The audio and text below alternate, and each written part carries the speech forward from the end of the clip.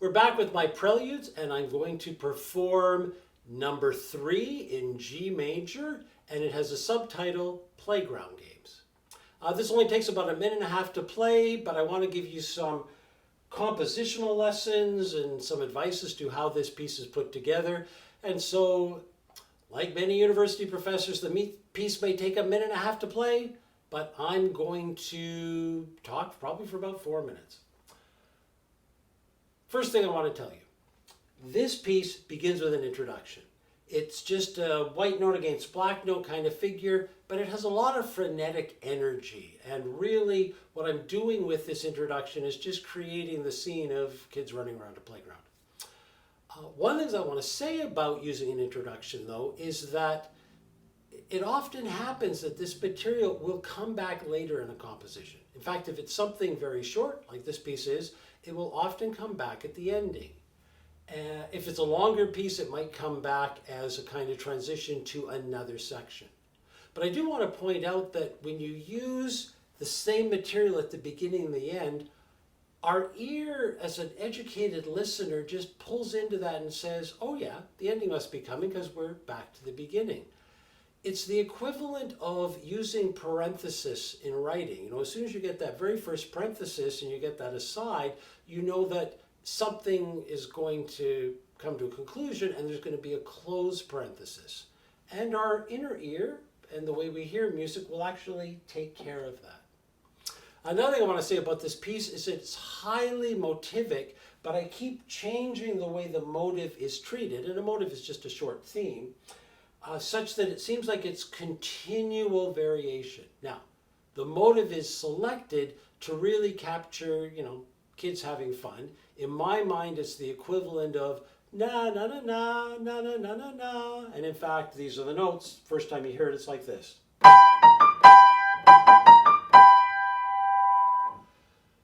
As I mentioned, that figure is going to wander around a little bit. I actually get rid of the lower semitone and it becomes a little more lyrical. And when it becomes more lyrical, especially above, a real dominant pedal as the music swells, I almost imagine that that's more of the parents just yelling at the kids, come in, stop playing at the park, bath time. So that's sort of the romantic section there.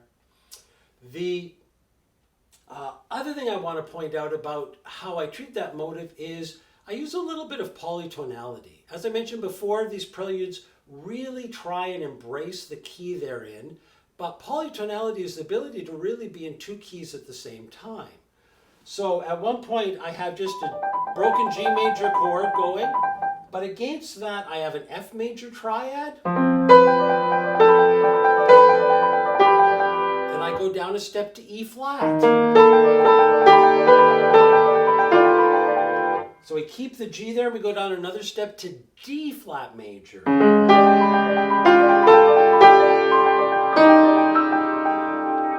And really, D flat against G is a great chord because they're a tritone apart.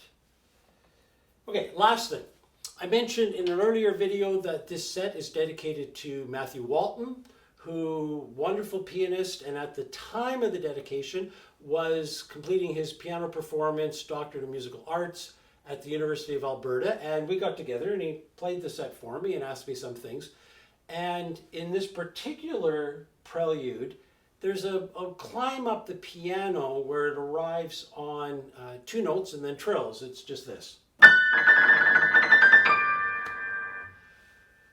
Matthew suggested, and I believe he got this from his teacher, that what would work really well there is instead of arriving on the notes and then trilling, to play both the note of the trill and the upper note that you're trilling to at the same time and then crescendoing through that. So you actually get this effect. And I gotta tell you, I love that. I think that is just really brilliant.